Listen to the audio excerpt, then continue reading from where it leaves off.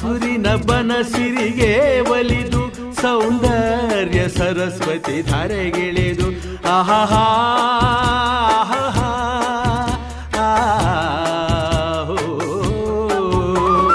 ಹರಿಯುವ ನದಿಯಲ್ಲಿ ಜಾಡಿ ಹೂವನದಲ್ಲಿ ನಲಿಯುತ್ತ ಓಲಾಡಿ ಚೆಲುವಿನ ಬಲೆಯ ಬೀಸಿದಳು ಈ